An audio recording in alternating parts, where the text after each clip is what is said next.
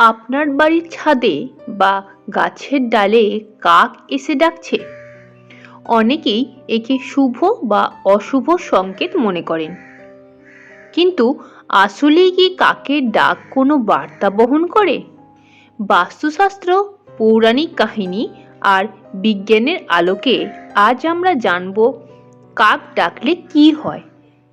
হিন্দু ধর্মে কাককে পূর্বপুরুষের প্রতিনিধি বা দূত বলা হয়।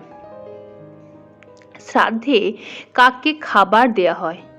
এতে বিশ্বাস করা হয় যে পিতৃপুরুষ সন্তুষ্ট হন। কাকের ডাককে তাই পূর্বপুরুষের বার্তা বলে মানা হয়। প্রাচীনকালে কাকের ডাককে কখনো অতিথি আগমনের, কখনো দুর্ভাগ্যের ইঙ্গিত বলা হতো। বাস্তুশাস্ত্র মতে কাক ডাকলে কি বোঝায়? কাক যদি বাড়ির পূর্ব দিকে ডাকে তাহলে অতিথি আসবে বলে মনে করা হয়। যদি দক্ষিণ দিকে ডাকে তা পূর্বপুরুষের আশীর্বাদ বা বার্তা নিয়ে আসে। উত্তর দিকে ডাকে তাহলে আর্থিক লাভ বা শুভ সংবাদ আসতে পারে।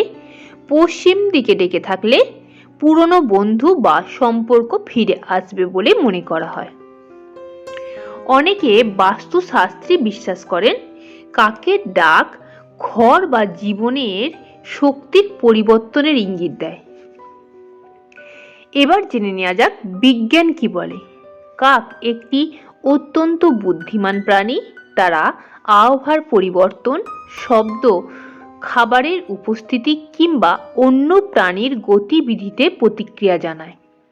তাদের ডাক কখনো সতর্কবার্তা, কখনো সামাজিক যোগাযোগ।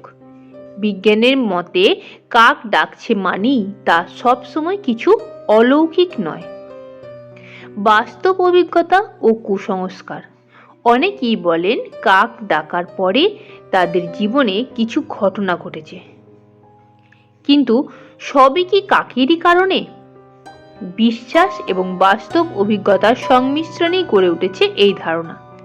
তো বন্ধুরা, আপনি কি মনে করেন কাকের ডাক কি পূর্ব সংকেত নাকি শুধুই প্রাকৃতিক আওয়াজ? নিচে কমেন্ট করে জানাতে ভুলবেন না।